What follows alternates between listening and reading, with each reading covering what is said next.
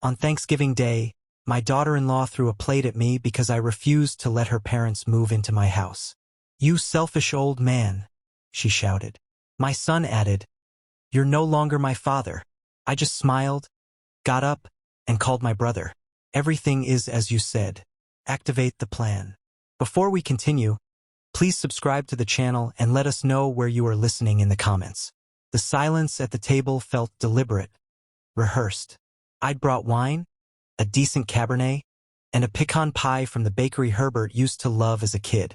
Both sat untouched on the kitchen counter. Beulah carved the turkey with mechanical precision, her jaw set tight. Herbert wouldn't meet my eyes. Something was wrong. I'd felt it the moment I stepped through the door 20 minutes earlier. The house, a modest rental in Tempe they'd moved to 6 months ago, smelled right, looked normal. Roasted turkey, sweet potatoes, the usual. Thanksgiving spread, but the temperature was all wrong. Cold despite the Arizona heat outside. "Pass the rolls, please," I said, keeping my voice neutral. Herbert fumbled with the basket, nearly dropped it. His hands trembled slightly as he set it beside my plate. Beulah watched him with the focused intensity of a handler, watching a trained dog perform. "Your father asked for rolls, Herbert." Her tone was silk over steel. "Right, sorry. Here you go, Dad." I took one, buttered it slowly. 35 years as a prosecutor taught me patience. Taught me to wait for suspects to reveal themselves. Whatever this was, it would come out soon enough. They always told you eventually. They couldn't help themselves. Beulah set down her knife. "My parents are packing their things to move into your house." The butter knife paused halfway across the roll. I looked up. "Excuse me?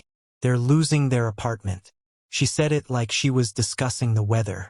Casual and final. "Your house has plenty of room. They'll move in by mid-December." Not a question. Not a request. A statement of fact, delivered with the confidence of someone who believed the decision had already been made. "My house is not a hotel for strangers," I said. Beulah's fork froze midair. "Strangers? They're my parents. Your family. My family doesn't make decisions about my property without asking me first." The air shifted.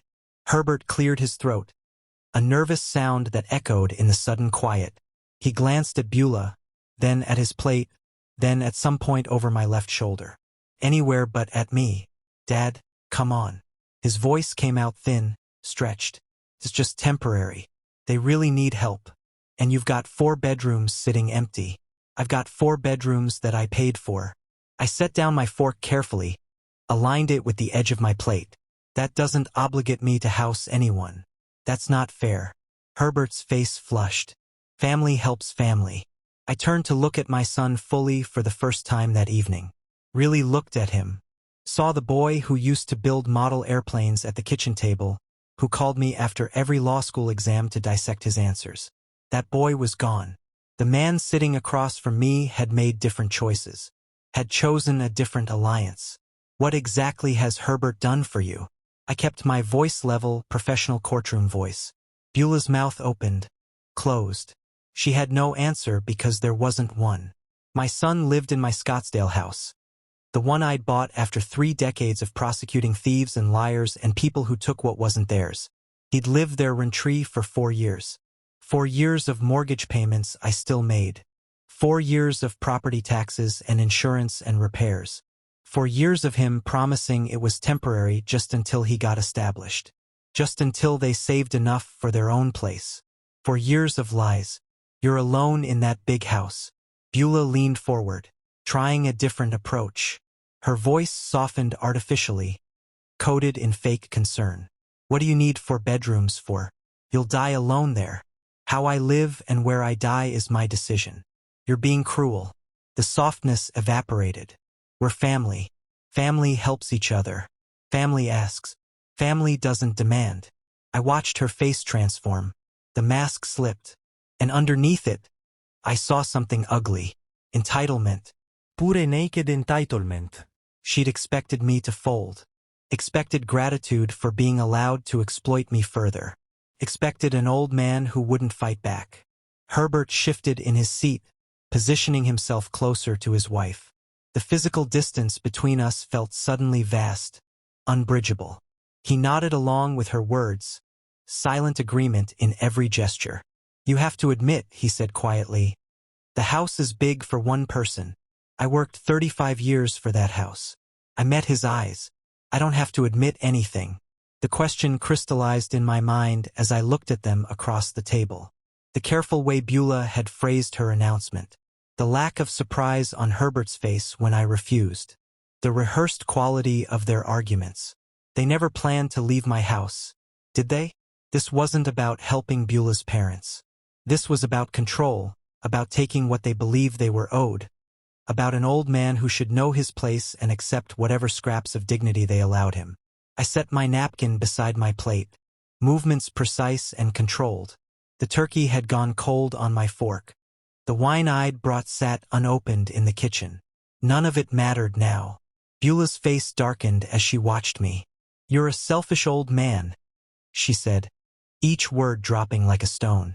"You have everything and give nothing." I looked at my son, waited for him to speak, waited for him to remember who raised him, who paid for his education, who gave him a place to live when he needed it. Waited for some sign of the boy who used to be there. Herbert looked away. The silence stretched between us, thick and poisonous. Outside, somewhere in the Tempe neighborhood, children laughed. A dog barked. Normal Thanksgiving sounds from normal families. Inside this room, something had broken that couldn't be repaired. They expected me to break, to apologize, to cave under the weight of their judgment and their certainty that they knew better than me how I should live my life. They didn't know me at all. Beulah leaned across the table, her voice rising. "You're alone in that house. What do you need 4 bedrooms for? You'll die alone there. How I live and where I die is my decision," I repeated, keeping my tone flat. "You're being cruel." She gestured with her fork, emphatic and angry. "We're family. Family helps each other. Family asks. Family doesn't demand." Herbert cleared his throat again. That same nervous sound. "Dad, you have to admit the house is big for one person." I turned to look at him. "I worked 35 years for that house. I don't have to admit anything. I'm just saying sharing wouldn't hurt you." "I'm not sharing. That's my final answer." Beulah's face flushed deep red. She stood abruptly, chair scraping against the floor. "You're a selfish old man. You have everything and give nothing."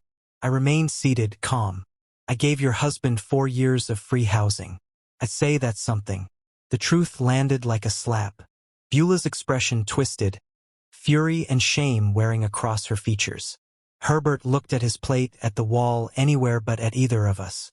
"Old egoist." Beulah screamed. Her hand shot out, grabbed her dinner plate. Time seemed to slow as she lifted it above her shoulder. Food still on it, gravy dripping. I leaned sideways. The plate sailed past my head so close I felt the air displacement. It exploded against the wall behind me. Ceramic shards scattered across the floor. A piece of turkey slid down the wallpaper. Gravy splattered in a wide arc. Nobody moved. Nobody apologized. Herbert stared at the broken pieces on the floor, expression unreadable. Beulah stood panting, chest heaving, hands clenched at her sides. No remorse on her face, only righteous fury. The silence rang louder than the crash. I straightened in my chair, adjusted my collar. My heart beat steady, calm. I'd prosecuted violent offenders for decades. Seen worse than a thrown plate. Much worse.